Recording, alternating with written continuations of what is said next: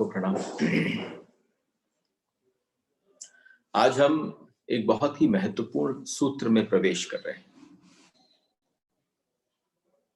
मैं कहूं अगर ये समझ में आ जाता है तो संभूति और असंभूति दोनों समझ में आ जाते हैं। प्रकट और अप्रकट, मैनिफेस्टेड और अनमैनिफेस्टेड, बीज और वृक्ष, सब समझ में आ जाता है। तो आज आपको शायद बहुत गंभीरता से श्रवण करना पड़ेगा, क्योंकि अगर ये बात समझ में आ जाती है तो आप समझिए, जैसे हमने आपसे कहा कि पश्चिम ने, यूनान ने, ग्रीक फिलोसोफर्स ने इस जगत की जो विचार किया था जगत के विषय में, वो point A to point B था। और भारतीय मनीषियों ने, इन ऋषियों ने जिस बात की धारणा प्रकट करी वो वर्तुल थी। वो एक जगह से दूसरी जगह हॉरिजॉन्टल डिस्टेंस नहीं था। वेस्ट हमेशा मानते आया, लेकिन कोई कारण नहीं है कि वेस्ट को अपनी उस विचारधारा को परिवर्तित करना पड़े। सूत्र में प्रवेश करते हैं। संभूतिम च विनाशम च यस्तद्वे दो भयम सह विनाशेन मृत्युम तीर्त्वा संभूत्यामृत मश्नुते। सूत्र है, this is the 16th shloka and a very important one. ये सूत्र का अर्थ है, शब्दार्थ है, जो असंभूति और कार्य ब्रह्म इन दोनों को साथ साथ जानता है।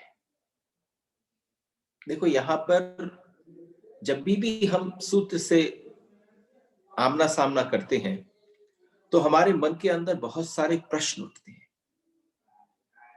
आप समझिए, ये संभूति और असंभूति, क्योंकि ये शब्द आपके प्रायकर रोजमर्रा की जिंदगी में इस्तेमाल होने वाला नहीं है, लेकिन आप इसके दायरे से भी बाहर नहीं। अगर आपसे कहा जाए कि आप इसके बाहर हो सकते हैं, कि संभव ही नहीं है। एक आपका बीज है, आपका ऊर्जा का केंद्र है, और एक आपका शरीर है। तो आप समझिए कि इस दायरे से आप हमेशा बाहर वाले दायरे पर रहे हैं। You have always lived on the outer periphery. Inner की तरफ जब हम आत्मसात करते सत्संग में, जब हम किसी क्वेस्ट के कारण कहीं कुछ प्रश्न उठाते हैं, जिज्ञासा उठती है, तब हमारा कहीं भीतर की तरफ जाना होता है, पर फिर भी हम असंभूति तक नहीं पहुंच पाते। असंभूति है अप्रगट, संभूति है प्रकट। तो आप समझें कि इन दोनों को जो साथ साथ जानता है, प्रकट ब्रह्म को और अप्रगट ब्रह्म को। प्रकट सब कुछ जो हो रहा है वो अप्रकट से हो रहा है। कहीं ना कहीं कोई तत्व अप्रकट का ऐसा मौजूद है जो इस सारे वर्तुल को चला रहा है। जैसे हमने आपसे कहा, एक बैलगाड़ी का पहिया चलता है, पर उसकी कील बीच में अटकी पड़ी रहती है। उस कील का बीच में अटका रहना, एक जगह पर स्थित रहना, और सब कुछ वर्तुल चल रहा है। तो मेरी धारणा तो बिल्कुल न मैं पाश्चात्य वैज्ञानिक जो अनुसंधान हुए हैं उनके अगेंस्ट हूं, लेकिन पूरी तरह से विचारवत अगर विचार के साथ जी रहा हूं, जीता हूं, समझाने की चेष्टा करता हूं, किसी शास्त्र में प्रवेश करता हूं, तो उस शास्त्र का आधार जो है वो वर्तुल है। Everything is going round in circles. तो अगर जो व्यक्ति इन दोनों अवस्थाओं को साथ साथ जानता है, वह कार्य ब्रह्म की उपासना से मृत्यु को पार कर असंभूति के द्वारा अमरत्व प्राप्त कर लेता है। असंभूति के द्वारा, दोनों को साथ साथ जानकर। प्रवेश करते हैं सूत्र में। आप समझिए, आज से 4 दिन रह गए हैं। only 4 days where we'll be sitting with this. पर इसका मतलब ये नहीं कि आप इसको दोबारा अगर सुने बिल्कुल फ्रेश माइंड से, और आपके मन में अगर प्रश्न उठे तो मैं बिल्कुल मौजूद हूं। जो मैंने कहा है उसके साथ पूरी तरीके से तल्लीनता के साथ, दायित्व के साथ, कि कभी भी कोई प्रश्न उठता है, कोई जिज्ञासा उठती है, तो I would love to answer it. इस सूत्र को समझने की आवश्यकता है। एक वर्तुल को खींच लें हम, एक सर्कल को हम बना लें। कैसे बनाते हैं? आप जहां जहां पर दादियां बैठी हैं, मैयाएं, माएं बैठी हैं, और जने बैठे हैं घर में, तो जब वो एक वर्तुल बनाते हैं, प्रकाल से बनाते हैं, तो बीच में एक जगह पर उसका एक बिंदु रखते हैं और उसके चारों तरफ खींच देते हैं। ऐसे ही तो बनता है। और बहुत सारे तरीके हैं सर्कल बनाने के। मैंने तो वो बताया जो आमतौर पर बच्चे आजकल स्कूल में बनाते हैं और हम लोग उनको बनाते देखते हैं। तो केंद्र के बिना नहीं बना पाएंगे आप वर्तुल। अगर कोई सर्कल बनेगा भी तो सर्कल का कोई सेंटर होना आवश्यक है, क्योंकि अगर उसका सेंटर नहीं होगा तो सर्कल नहीं बन पाएगा। केंद्र के चारों ओर परिधि को खींचेंगे, सेंटर के चारों ओर परिधि खींचेंगे बिल्कुल इक्वल डिस्टेंस पे। अब ये भी नहीं हो सकता कि कोई आगे कोई पीछे, तो बिल्कुल जब परफेक्ट सर्कल आएगा, केंद्र से परिधि जितनी दूर होती चली जाएगी उतनी बड़ी होती चली जाएगी। सेंटर पर जब आप एक पॉइंट रखते हैं और एक तरफ जो प्रकाल है उसमें पेंसिल को घुसा देते हैं, तो अब ये डिपेंड करता है आप कितना बड़ा सर्कल चाहते हैं। जितना बड़ा सर्कल चाहते हैं उसको उतना दूर रखेंगे, केंद्र से दूर रखेंगे और खींच देंगे। अगर परिधि पर हम दो बिंदुओं को लें तो बहुत फासला होगा। अगर हम उन दो बिंदुओं को स्थापित कर दें, अगर परिधि पर हम बिंदु को लें तो उनमें फासला होगा। और अगर दोनों बिंदुओं से दो रेखाएं खींचे, 2 पॉइंट्स, पॉइंट ए और एक पॉइंट बी को जोड़ने के लिए हम रेखाएं खींचें जो केंद्र को जोड़ती हों, तो जैसे जैसे केंद्र की तरफ बढ़ेंगे वैसे वैसे फासला कम होता चला जाए।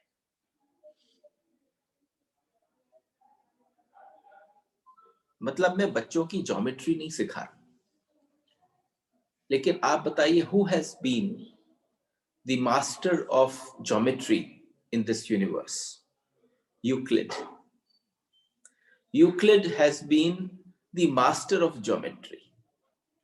और थोड़े समझने की बात है कि सब कुछ जो चल रहा है, जो वर्तुल में है, जो घूम रहा है, ये जो हमें अनुभव होता है इसके घूमने का, हम इतने आपस में घिर जाते हैं कि ये घूमना अनुभव नहीं होता है।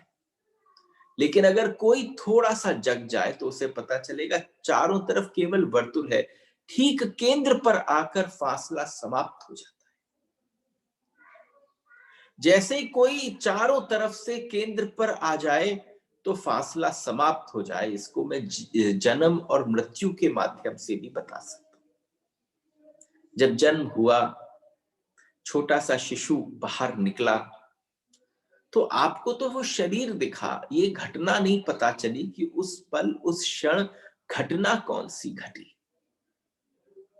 जैसे ही उसके बाहर निकलना हुआ, डॉक्टर ने देखा बालक की पहली चीख निकली। वो चीख नहीं है, वो उसके बीच में बीज रूप में, अप्रगट रूप में जो ब्रह्म की उपस्थिति है, उस बीज का फटना हुआ, सारी ऊर्जा का शरीर के कोने कोने में पहुंचना हुआ। और मृत्यु में बिल्कुल उल्टा होता है। चारों तरफ से इस फैली हुई ऊर्जा का सिकोड़ जो है वो भीतर की तरफ आना प्रारंभ हुआ और सिकुड़ता हुआ केंद्र पर आ गया। तो जहां पर चारों तरफ की परिधियों से यात्रा भीतर की तरफ होती है तो वो केंद्र पर पहुंच जाती है, निकट से निकट होती चली जाती है। और पहली बात यह है कि जिसे असंभूति ब्रह्म कहा गया है, जिसको हमने असंभूति ब्रह्म कहा है, वह केंद्र ब्रह्म है। अब ये ज्योमेट्री से अगर हम समझ सकते हैं कि जिसको हम असंभूति ब्रह्म कहते हैं, वो सेंटर का पॉइंट है, वो सदैव अप्रगट है, वो दिखता ही नहीं है। आप कभी जिसको बिंदु कहते हैं, वो बिंदु की मात्रा, ये हम बात आगे चर्चा करेंगे, वो बिंदु का बिंदु बन जाना भी बिंदु का हो जाना समाप्त हो जाता है, क्योंकि वो भी कहीं नप सकता है। जो नापने के दायरे में ही ना आ पाए, जहां से सारे जीवन का विस्तार निकलता है, जहां से सारा सारा प्रपंच बाहर निकलता है, जो बीज में था और बाहर निकलना प्रारंभ हुआ, जहां से जीवन की परिधि फैलती है, जहां से जीवन बाहर की ओर निकलना प्रारंभ करता है, एकदम जैसे किसी ने वृक्ष की शाखाओं में फैल गया, अभी तक बीज रूप में था और एकदम शाखाएं प्रकट हो गई। अभी विगत कुछ वर्षों से, करीब 30-40 वर्षों से हम ऐसा समझा जाता था कि विश्व जो है वो जैसा है वैसा है, लेकिन नए विज्ञान ने उसके विषय में एक बड़ी अद्भुत बात कही कि जो ब्रह्मांड है वो रोज फैल रहा है। The entire universe is expanding. I don't know how many of you know it or not, don't know it. लेकिन कॉन्स्टेंटली जो हमारा यूनिवर्स है वो फैलता चला जा रहा है, जैसे कोई गुब्बारे में हवा भर रहा हो, और भरते भरते गुब्बारा बड़े पे बड़ा, बड़े पे बड़ा, बड़े पे बड़ा होता चला जा रहा है। गुब्बारे में जैसे भरता चला जाए, यह जो विस्तार है जगत का, ये उतना ही नहीं है जितना कल था। 24 घंटे में ये करोड़ों अरबों मील बड़ा हो जाता है।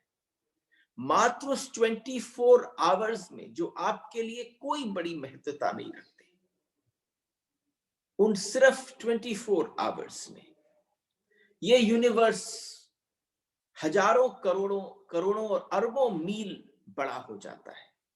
मैं इसका भी गणित समझाऊंगा कि मैं इस संख्या तक पहुंचा कैसे हूं कि करोड़ों और अरबों मील बड़ा हो जाता है। मजे की बात है, जो एक्सपैंडिंग यूनिवर्स है, जो फैलता हुआ विश्व है, इसके दो अर्थ हैं कि एक ऐसा क्षण ऐसा भी रहा होगा जब ये विश्व इतना सिकुड़ा हुआ रहा होगा, इतना केंद्रस्थ रहा होगा, इतने सेंटर पर रहा होगा कि पीछे लौटे समय में जितने पीछे लौटेंगे उतना विश्व छोटा होता चला जाएगा। ब्रह्मांड एक बहुत छोटे से रूप में भी हमें परिणित होता हुआ पता चलेगा, क्योंकि जो चीज बढ़ रही है वो कभी ना कभी तो पीछे रही होगी, सिकुड़ी हुई रही होगी, जो धीरे धीरे की तरफ बढ़ रही है। अगर इस धारणा को आप समझ जाएं तो आप संभूति और असंभूति के इस तत्व को समझ जाएं। दूसरी बात ख्याल में लेना जरूरी है कि विज्ञान ने यह शब्द अभी उपयोग करना शुरू किया है, जिसको हम कहते हैं एक्सपैंडिंग यूनिवर्स। ज्यादा समय नहीं हुआ, 30-40 वर्ष हुए होंगे, 45 वर्ष हुए होंगे, इससे ज्यादा समय नहीं हुआ कि साइंस ने बोलना चालू किया the universe is constantly expanding. लेकिन उपनिषद जिसे ब्रह्म कहते हैं, यहां धारणा आ जाती है। जब हम कभी किसी प्लेटफॉर्म पर अपने ऋषियों की चर्चा करते हैं तो कहते हैं, देखो हमारे ही अपने यहाँ के लोग जो सनातनी है वो उस बात का मजाक उड़ाते हैं, और अगर मैं उनसे कहूं कि ये आज का वक्तव्य सुनिए, ज्यादा पुरानी बात नहीं है। The western scientist had got to this point, oh this is ever expanding universe। लेकिन ऋषियों ने 15-15 हजार वर्ष कह दिए थे, जब साइंटिस्ट और विज्ञान का वी और एस भी नहीं था मौजूद। उन्होंने क्या कहा? उपनिषद ने कहा ब्रह्म कहते हैं। ब्रह्म का क्या मतलब है? ब्रह्म का क्या मतलब है? ब्रह्म का मतलब है एक्सपैंडिंग। ब्रह्म का मतलब, शब्द का मतलब है कि उसका मतलब परमात्मा नहीं होता है, उसका अर्थ हमने परमात्मा निकाल लिया है। लेकिन वास्तविक ब्रह्म का मतलब होता है जो फैलता है। आप बताइए, इस जगत में एक ही चीज का तो फैलाव है, चाहे वो हम में हो, चाहे वो स्थूल में हो, चाहे वो सूक्ष्म में हो, चाहे वो जड़ में हो, चाहे वो चैतन्य में हो, उस सब जगह पर ब्रह्म का फैलाव है। तो जब उपनिषद के ऋषियों ने नाम दिया ब्रह्म, तो ब्रह्म का मतलब था जो फैलता है, फैलता ही चला जाता है, ब्रह्म का विस्तार होता ही चला जाता है, मूल धातु से निर्मित होता है, एक ही शब्द का रूप है। ब्रह्म का मतलब है जो सदा विस्तीर्ण होता चला जाता है। आप देखो, कोई ऐसी वस्तु आपके इर्द गिर्द नहीं दिखती जो उससे उससे चारों तरफ से घिरी हुई ना हो। फरीद ने एक बड़ा सुंदर कविता लिखी थी, प्यारे अब तो अलह लग। फरीद ने लिखा, प्यारे अब तो अलह लग, अब तो परमात्मा से लग। तो चारों तरफ बैठे हुए लोग ने कहा हम लगे, वो हमसे नहीं लगा। तो उसने कहा यही तो भ्रांति है तुम्हारी, वो सदा तुमसे लगा है, वो सदा तुमसे चिपटा है, चाहे सूर्य की रश्मियों में हो, चाहे ये प्राण वायु के रूप में हो, भीतर बाहर निकलती हुई इस धारा में हो, तुम ही उससे थोड़े से दूर हो। तो उन सबने जिज्ञासा करी, जरा समझा इसको। तो उसने कहा ऐसा गहरा संबंध है, ऐसा चिपटा हुआ है कि तुम्हारे साथ जो घटता है उसका रिएक्शन उस पर भी होता है। तो किसी ने कहा कमाल की बात है कि हमारे साथ, हम जैसे तुच्छ प्राणियों के साथ जो घटता हो उसका रिएक्शन ब्रह्म पर क्यों होगा।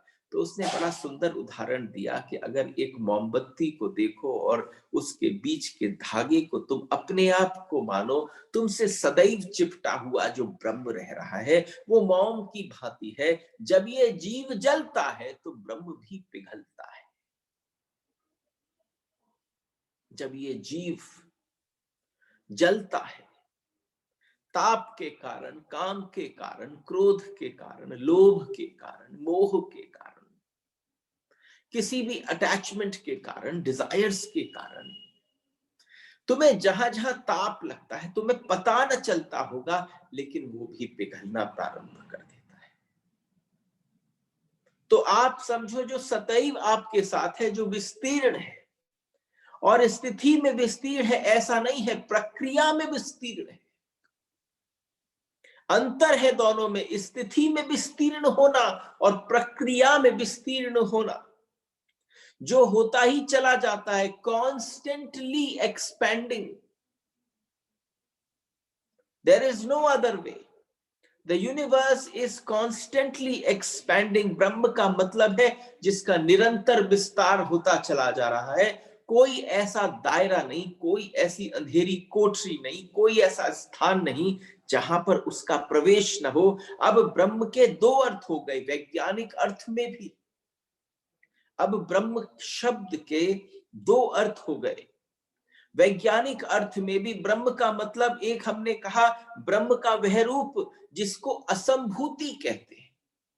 बस बात वहीं तक हो गई, साइंस ने आपको बता दिया now the universe is entirely expanding. लेकिन जिन जिन व्यक्तियों को ये भीतर और बाहर के दोनों जगतों के बीच में तालमेल बिठाना है, तो साइंस के आश्रित नहीं रह सकते, तो साइंस आपको वहां नहीं लेकर जा सकती। फिर उपनिषद के ऋषि की शरण में आना पड़ता है। और उपनिषद के ऋषि ने कहा कि उसके भी दो रूप हुए, जिसको असंभूति कहता है उपनिषद का ऋषि। असंभूति का मतलब है शून्य ब्रह्म। असंभूति का मतलब है शून्य ब्रह्म। जब वह नहीं फैला था उस क्षण हम कल्पना करें। अगर हम आपसे कहें कि कोई कल्पना आप कर सकते हो, आप में इतनी तीव्रता प्रदान की हुई है, अगर आप करो तो जब फैलाव का बिल्कुल प्राथमिक क्षण, जब बीज टूटा हुआ नहीं था, बीज के टूटने के बाद तो अंकुर फैलता ही चला। अगर आप उस पल और उस क्षण पर आ जाओ कि जब वो बीज टूटा ही नहीं था, असंभूति,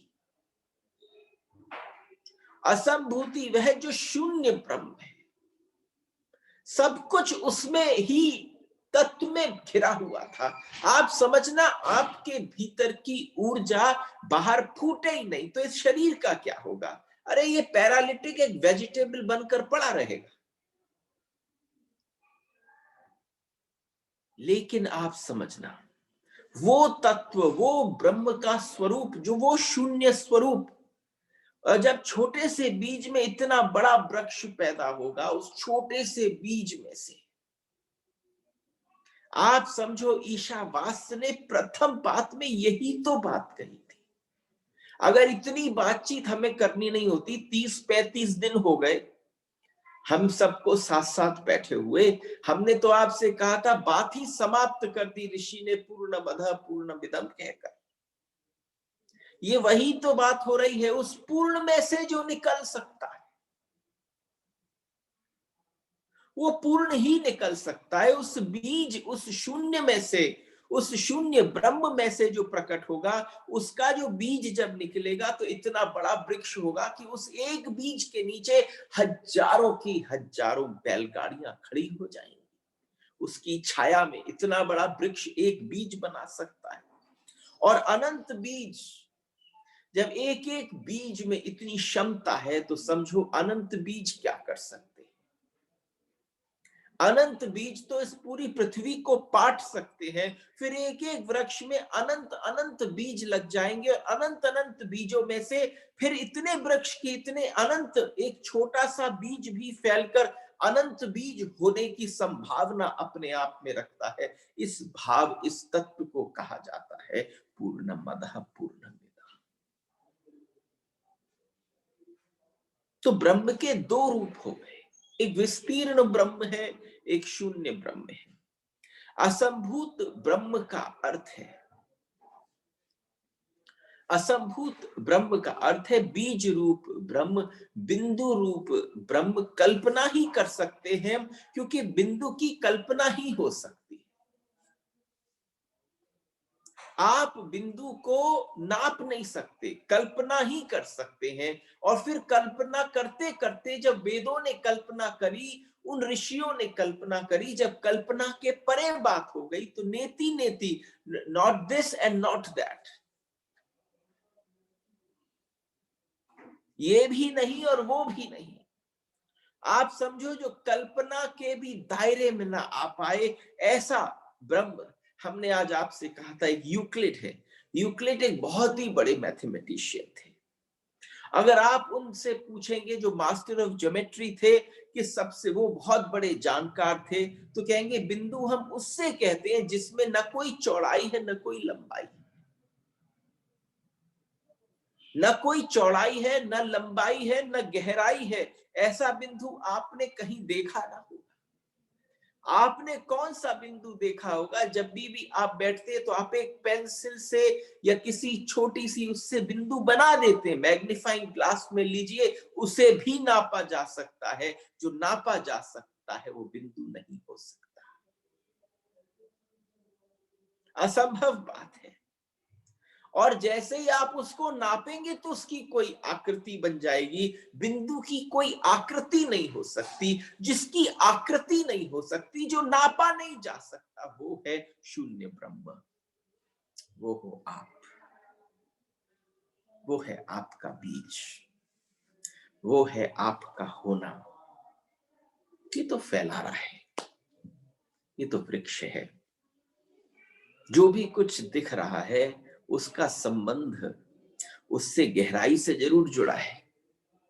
और असंभूत ब्रह्म का अर्थ, जिसे यूक्लिड बिंदु कहता है, जिसे हमारे ऋषि कहते हैं शून्य ब्रह्म, वही असंभूत है।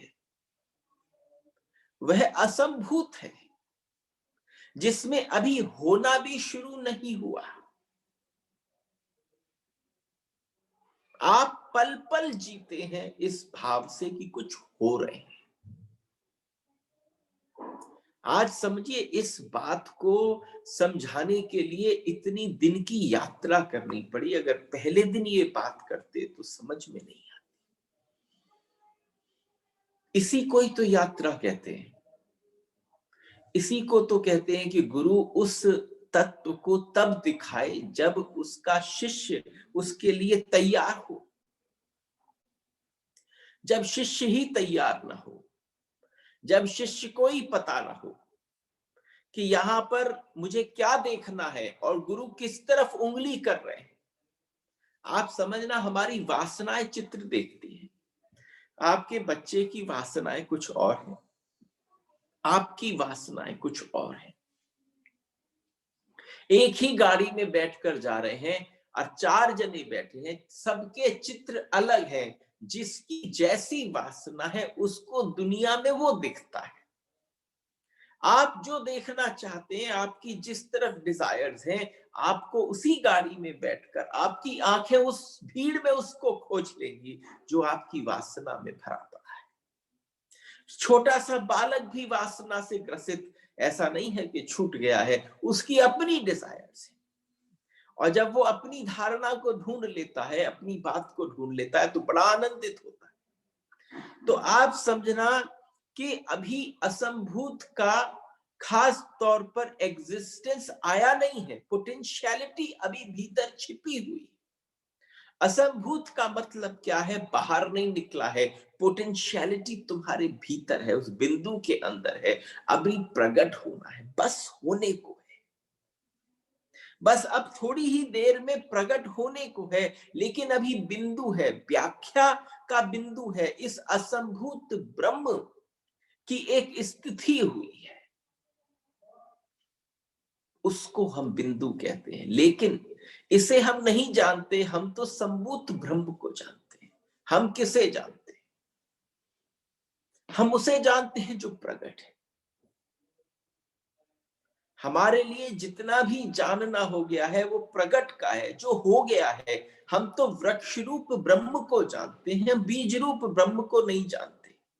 और जो हो रहा है और जो होता चला जा रहा है, एक सबसे बड़ी बात है, एक का होना है और एक कॉन्स्टेंटली होता चला जा रहा है, फैलता चला जा रहा है। हमारा विश्व रोज बड़ा होता चला जा रहा है। प्रतिपल रोज कहना बहुत ज्यादा है, रोज कहना भी बहुत ज्यादा हो गया है। प्रतिपल बड़ा होता चला जा रहा है, प्रत्येक सेकंड बड़ा होता चला जा रहा है।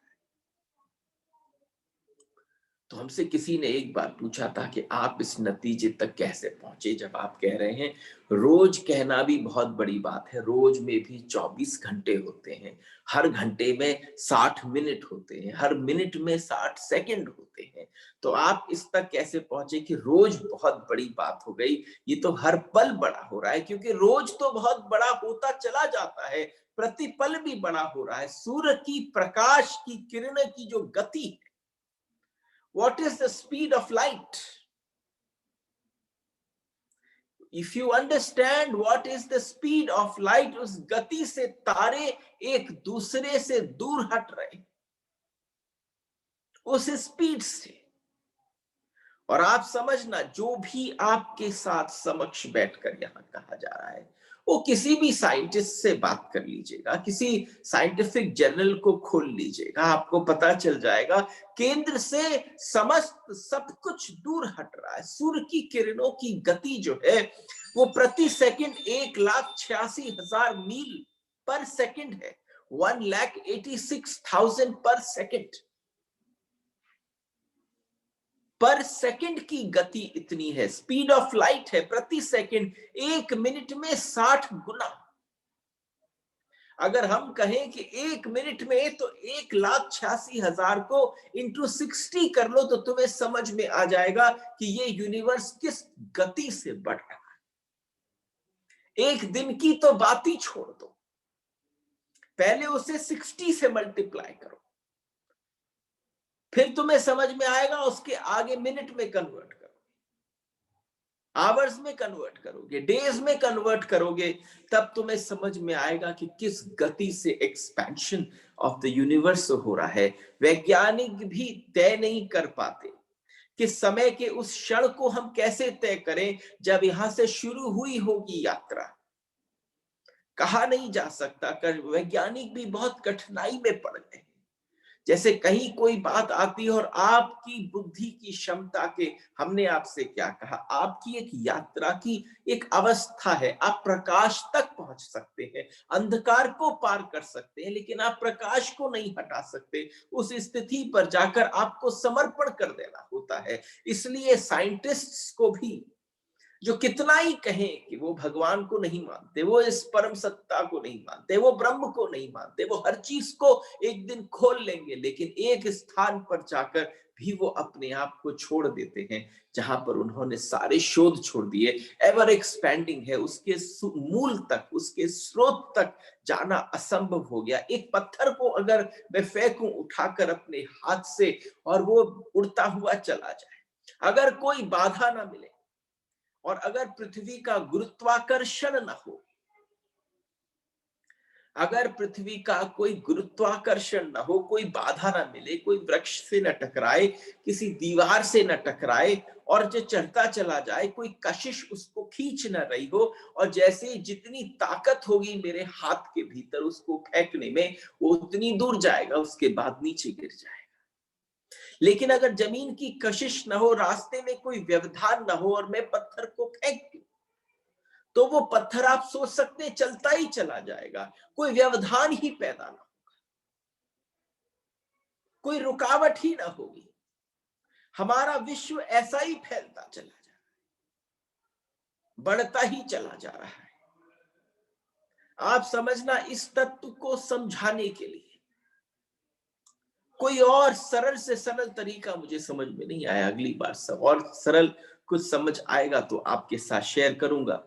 ये रुकेगा कहां? इसकी कोई बाधा आनी चाहिए, लेकिन बाधा आएगी कहां से? बाधा तो तब आएगी जब बाधा होगी, क्योंकि सब कुछ इस यूनिवर्स के अंदर है। जो बाधा होने वाली अवस्थाएं भी थी, वो सबकी सब इस यूनिवर्स के भीतर है। इसके बाहर कुछ भी नहीं। अगर बाहर कुछ है तो उसका मतलब वह भी इसका हिस्सा हो गया है, वो भी इसके अंदर आ गया है। बाधा भी भीतर आ गई, संभूत ब्रह्म का हिस्सा हो गया है। इसलिए बाधा तो कहीं आएगी नहीं, ये रुकेगा ही नहीं, ये बढ़ता चला जाएगा। रुकेगा कैसे? ये बढ़ता ही चलता चला जाता है। और बड़े बड़े हमारे वेस्ट के साइंटिस्ट, हमारे बड़े बड़े, जिनको आप कहते हैं आइंस्टाइन कहते हैं, प्लांक कहते हैं, इस पर काफी काम किए और इस एक्सपैंडिंग विश्व के ऊपर उलझन में पड़ गए, और उनको आखिरी यही बात आई कि इस रहस्य को छोड़ देना चाहिए। जब ये समझ में आया कि ये बात भी कहीं क्यों जा रही है, ये साइंटिस्टों को आप समझो उपनिषद की भाषा में लाया क्यों जा रहा है? क्योंकि जो धारणा आपको उचित लगती है, जो आपको समझ में आती है, वो बात जरूर कर लेनी चाहिए, और जो समझ में नहीं आई फिर उसके कॉन्ट्रास्ट में जो उपनिषद ने कहा वह बात बोलनी चाहिए। तो जैसे ही उनको लगा, रुकने का कोई कारण न दिखाई पड़ा, देयर वाज नो रीजन। और सबसे बड़ी बात है कि जब ये लगा, तो अगर इसी तरह से फैलता गया तो एक दिन तारे इतने दूर हो जाएंगे कि एक तारा से दूसरा तारा भी दिखेगा, अगर ये रुका नहीं तो। लेकिन उपनिषद के ऋषियों के सोचने का ढंग अलग है। उपनिषद के ऋषि ऐसा नहीं सोचते। हमने आपसे प्रारंभ में ये बात कही थी, एक हॉरिजॉन्टल सोचने की तरीका और पद्धति होती है, और एक सर्कुलर सोचने की पद्धति होती है।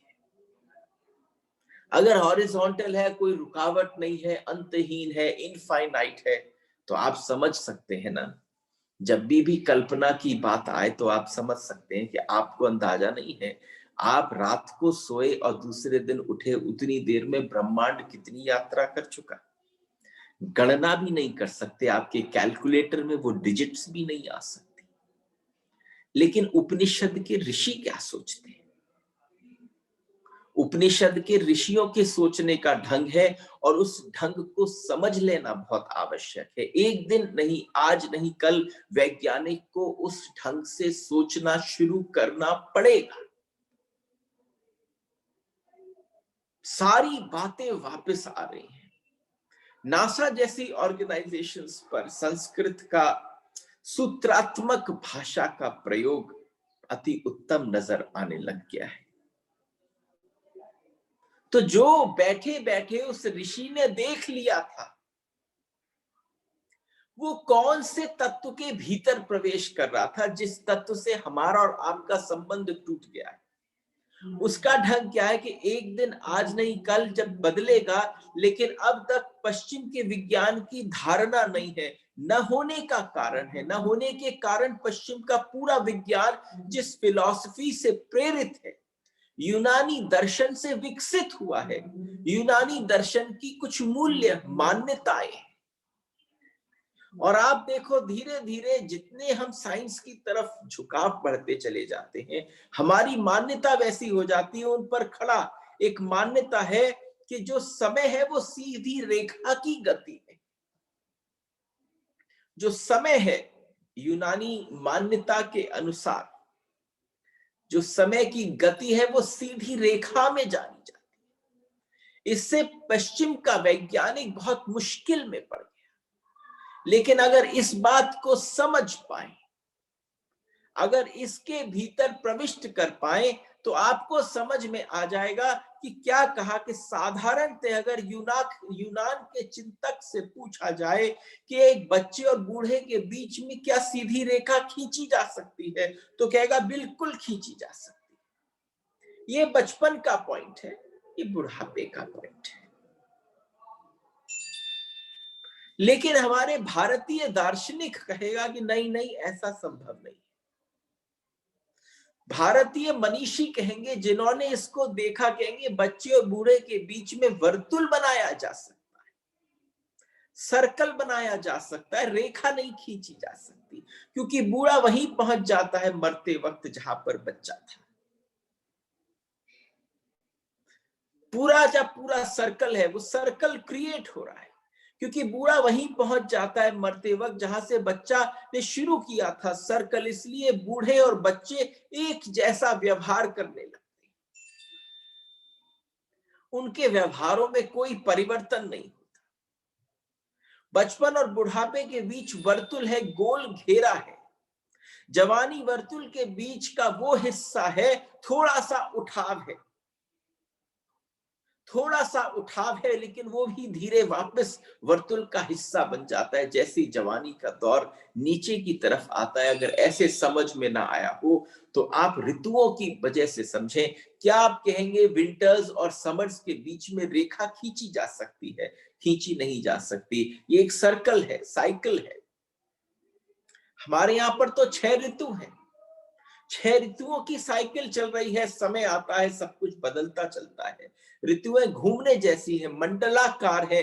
फिर वर्षा आती है, ग्रीष्म ऋतु आती है, सर्दी आती है, और फिर वर्तुल प्रारंभ हो जाता है। सीधा नहीं, एक वर्तुल सुबह होता है, सांझ होती है, फिर सुबह होती है, फिर सांझ होती है। पूरा दिन भी एक वर्तुल की भांति चलता है। अगर इस बात को बड़ी गंभीरता से समझ पाए तो संभूत और असंभूत के साथ संबंध स्थापित हो जाएगा। आप सोचिए, संबंध भी स्थापित मत थे, जो इन दोनों को जान लेता है, बस जानना ही बहुत है। ये जो एक्सपैंडिंग यूनिवर्स है, ये जो विस्तीर्ण होता जगत है, जगत ब्रह्म है, ये वैसे जैसे बच्चा जवान हो रहा है। लेकिन अगर बच्चा जवान होता ही चला जाए, जवान होता ही चला जाए, तो मुश्किल खड़ी हो जाएगी, कहीं कोई रुकाव तो होगा। और अगर वो रुकाव नहीं है तो आप समझना कि वो रुकाव अगर नहीं हुआ तो वो कहां पहुंचेगा, किस अवस्था तक पहुंचेगा।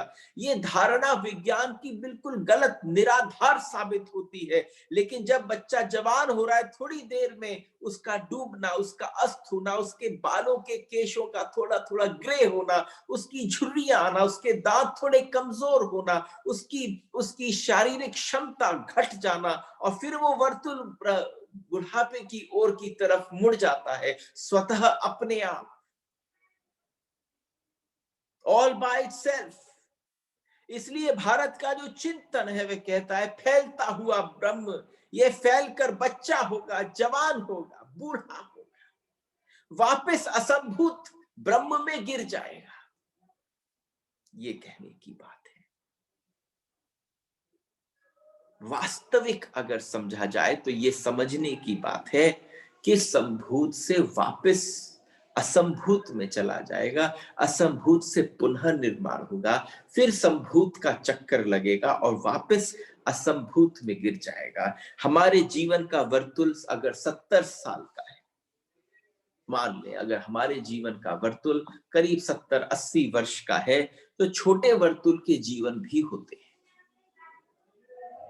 कुछ ऐसे जंतु भी हैं इस पृथ्वी पर जो मात्र कुछ घंटे के लिए जीवित रहते हैं। अभी जन्म हुआ, कुछ घंटे जिए, बाद में मर गए। उनका वर्तुल बहुत छोटा है। सांझ वर्तुल उनका पूरा हो जाता है, छोटा सा वर्तुल। क्षण भर भी, थोड़ी थोड़ी देर वाले भी बहुत सारे प्राणी क्षण के बाद अस्त हो जाते हैं, क्षण के बाद मृत्यु को आलिंगन कर लेते हैं। पर ये मत समझ लेना जिसने 70 साल जीवन जिया उसने बहुत ज्यादा समय बिताया, और जिसने मात्र कुछ घंटे बिताए उसने कम बिताए हो। ये हमारे अपने अपने साइकिल्स और वर्तुल की व्यवस्था है। 70 साल कोई बहुत बड़ा वर्तुल नहीं है। पृथ्वी, हमारी वैज्ञानिक कहते हैं कि कोई 4 अरब वर्ष पहले पैदा हुई थी। 4 अरब वर्ष पहले पैदा हुई। हमारे पास पता लगाने का कोई उपाय नहीं है। पृथ्वी अब किस अवस्था में होगी इसका भी पता लगाने का कोई उपाय नहीं है। बूढ़ी होती है, भोजन कम पड़ता है, आदमी ज्यादा होते चले जाते हैं।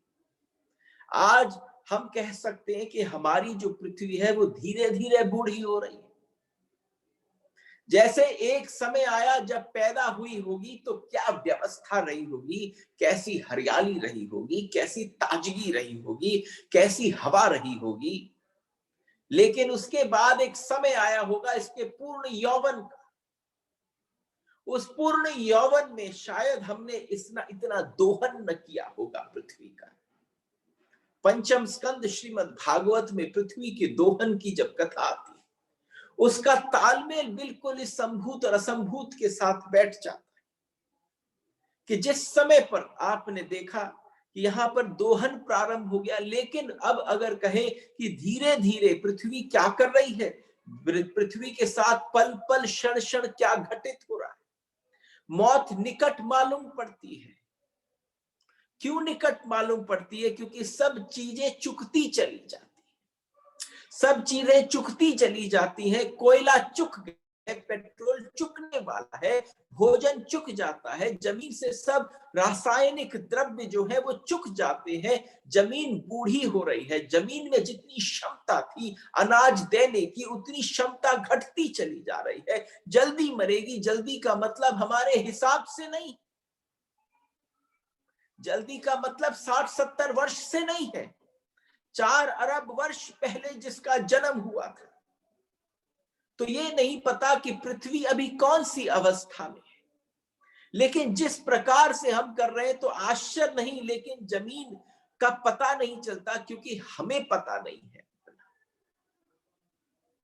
थोड़ा सा जानने की आवश्यकता है अपने आप को। There are people who ask me which books are you reading sometimes, पर आपसे कहूं one book you all must buy to read about the biology of belief. You can go on Amazon and search for this book. I think this book is must have at everybody's house. आपके शरीर में, एक एक शरीर में अंदाजन 7 करोड़ जीवाणु हैं। देखो, समझाने के अलग अलग तरीके हैं। संभूत को और असंभूत को, जो इन दोनों को साथ साथ जान लेता है। अगर मैं आपसे कहूं बाहर मत जाओ, बाहर के ब्रह्मांड में खो जाओगे, तो चलो तुम अपने भीतर के ब्रह्मांड में चलो। आपको आपके शरीर से थोड़ा सा परिचय करा दें। आपके शरीर के भीतर 7 करोड़ जीवाणु हैं। उन जीवाणुओं को आपके होने का कोई पता नहीं। वो जीवाणु कौन सी इंद्रिय में फंसे पड़े हैं, क्या कर रहे हैं, उनको आपका पता नहीं है। जैसे आपको इस ब्रह्मांड का पता नहीं है, उस ब्रह्मांड को भी आपका पता नहीं है कि उसके अंदर आप जैसे कितने जीवाणु कहीं सड़ रहे हैं, कहीं मर रहे हैं, कहीं पूजा कर रहे हैं, कोई ध्यान में बैठा है, वो सबकी अलग अलग यात्रा है। ऐसे ही इस शरीर के भीतर 7 करोड़ जीवाणु हैं। उन जीवाणुओं का आपको कोई पता नहीं है। आपके शरीर के अंदर 7 करोड़ की संख्या बताई जाती है एक आदमी के शरीर के भीतर, और उनको ये पता नहीं है कि आप भी हो। उस एक एक जीवाणु के चारों तरफ उसको लगता है वही है, उसका अपना ब्रह्मांड है। और इस आपके इस खाल के भीतर ही बस वो जीवाणु अंदर की तरफ बसे पड़े हैं। उनकी भी अपनी गलियां हैं, मोहल्ले हैं, कस्बे हैं, शहर हैं, सबने कुछ ना कुछ बना रखा है। चारों तरफ वो कीटाणु, वो जीवाणु अंदर आपके शरीर के भीतर रह रहे हैं। वे पैदा भी होंगे, वो नए नए पैदा होंगे, वो जवान होंगे, वो जीवाणु बूढ़े भी होंगे, बच्चे छोड़ेंगे जाएंगे, उनकी कब्र भी आपके भीतर ही बन जाए, बन ही जाती है। अगर वास्तव में समझे तो वो सारी की सारी उन जीवाणुओं की जो कब्र है वो आपके भीतर बन जाती है। आपको उनका पता ही नहीं होता, ना आपको पता होता है, ना उनको पता होता है आपके होने का। उनको तो आपका पता ही नहीं। अब आप 70 साल जिएंगे, इस बीच आपके भीतर करोड़ों जीवन पैदा हो गए। आपके भीतर हर 7 वर्ष बाद सब कुछ नया हो गया। क्या क्या मर गया, क्या क्या दोबारा जन्म पा गया, पता नहीं चला, सब विदा हो जाएंगे। ठीक ऐसे ही पृथ्वी को हमारा कोई पता नहीं है, इस ब्रह्मांड को हमारा कोई पता नहीं है, हमें पृथ्वी के जीवन का कोई पता नहीं। हम भी उस पृथ्वी के भीतर बिल्कुल जैसे जीवाणु हमारे भीतर रहते हैं, ऐसे रह रहे हैं। अरबों वर्षों तक जीवन वर्तुल है पृथ्वी का, 4-5 अरब वर्ष जीवन वर्तुल है अगर, तो आप समझना जितने अरब वर्षों का जीवन वर्तुल है उसमें लाखों करोड़ों अरबों खरबों आए कीटाणु बनकर, मनुष्य बनकर, पशु बनकर, पक्षी बनकर, सब धीरे धीरे जा रहे हैं। पूरे ब्रह्म का, ब्रह्मांड संभूत ब्रह्म का कितने वर्षों का कहना कठिन, लेकिन एक बात तय, एक बात जो निश्चित है वो तय है, इस जगत में नियम का कोई उल्लंघन नहीं है। आगे पीछे नियम बिल्कुल सबके लिए बराबर है, चाहे ये शरीर रूपी ब्रह्म हो या ये ब्रह्मांड रूपी ब्रह्म हो, दोनों का नियम एक है। इसलिए उपनिषद के ऋषि कहते हैं, इसलिए उपनिषद के ऋषि कहते हैं, उन्होंने सूत्र में कहा है, 2 हिस्से कर लिए ब्रह्म के, 2 हिस्से हो गए हैं ब्रह्म के। संभूत जो है, असंभूत जिसे जिससे हुआ है, जिसमें लीन हो जाएगा, एक बिंदु ब्रह्म है, एक विस्तीर्ण ब्रह्म है। आप समझना, ये शरीर 60, 50, 40, 80, 90 जितने भी किलो का हो, ये जब शरीर चलता है तो इसके अंदर करोड़ों करोड़ों जीवाणु प्रतिपल मरते सड़ते हैं, प्रतिपल जन्म पाते हैं, लेकिन उन सबको आपका पता नहीं, आपको ब्रह्मांड का पता। कब्र भी बन जाती है, दाह संस्कार भी हो जाता है, नामकरण भी हो जाता है, गली मोहल्ले भी आप अपने अपने बना लेते हैं, लेकिन उनको आपका नहीं पता, आपको उसका नहीं पता। ये लेवल्स में अगर देख लिया जाए, छोटे छोटे लेवल्स के भीतर हम कितने कितने असंख्य रूप में विद्यमान हैं। इसलिए उपनिषद के ऋषि ने कहा, विस्तीर्ण ब्रह्म को जो जान लेता है, ध्यान रखना हम क्या कह रहे हैं, जो विस्तीर्ण ब्रह्म को जो जान लेता है वह मृत्यु को पार कर जाता है। विस्तीर्ण ब्रह्म को जो जान जाता है वो मृत्यु को पार कर जाता है। बिंदु ब्रह्म को जो जान लेता है वह अमृत को उपलब्ध हो जाता है, वो अमृत को उपलब्ध हो जाता है। यानी एक से मृत्यु के पार है और दूसरे से अमृत की प्राप्ति है। बिंदु को जान लेने से अमृत की प्राप्ति है और विस्तीर्ण को जान लेने से मृत्यु पर विजय है। मृत्यु को जीतने का अर्थ क्या है? मृत्यु को जीतने का अर्थ ये नहीं है कि कोई ये कहे कि मृत्यु होगी ही नहीं। जिन जिन ने जाना, जिन जिन ने चेष्टा करी, सबकी मृत्यु। संभूत ब्रह्म को जो जान लेता है वो मृत्यु को जीत लेता है। जो प्रगट ब्रह्म को जान लेता है वो मृत्यु को जीत लेता है। वह अब भी नहीं मर चुका, या तो उसके बिना जाने कह दिया कि गलत कह दिया, अगर ठीक कहा तो मरना नहीं था उसे। तो आप समझना, जब भी कोई ये बात कहे कि भाई मरने पर विजय प्राप्त कर ली, मरने पर विजय का मतलब नहीं है कि वो अमर हो गया, कि अब वो मर नहीं सकता। मृत्यु को जीत लेने का अर्थ केवल इतना भर है कि मृत्यु को जीतने का अर्थ जो व्यक्ति यह जान लेता है गहरे अनुभव में कि जन्म के साथ मृत्यु जुड़ी है, इसको एक्सेप्ट कर लेता है, इस एक्सेप्टेबिलिटी को जो जी लेता है वो व्यक्ति मृत्यु को जीत जाता है। जो इन दोनों अवस्थाओं को साथ साथ जान लेता है और दोनों अवस्थाओं को साथ साथ जो जान लेता है वो मृत्यु के पार हो जाता है। इस अवस्था को अगर कह दिया जाए, लेकिन जो जानता है कि ये सीमांत नहीं है, मृत्यु और जन्म जीवन के बीच में घटी हुई दो घटनाएं, मात्र जीवन के बीच में घटने वाली दो घटना। क्योंकि वह कहता है जन्म किसका, मैं पहले भी था तभी तो मैं जन्म सका। जन्म किसका? आप पूछो अपने आप से, अगर आप पहले ना होते तो आपका जन्म कैसे होता? नहीं तो मैं जन्मता कैसे? मैं अप्रगट था तभी तो मैं प्रगट हो सका। अभी तक जब तक जन्म न हुआ तब तक तुम अप्रगट थे, तब तक तुम असंभूत थे, और जन्म हो गया तो तुम संभूत हो गए। लेकिन संभूत भी परम स्थिति नहीं है, परम स्थिति है संभूत को जानकर जो व्यक्ति वापस असंभूत में आ जाए वो जन्म और मृत्यु के फेर से बदल जाता है, सब कुछ जान लेता है, मृत्यु पर विजय पा लेता है और अमृत की प्राप्ति हो जाती है।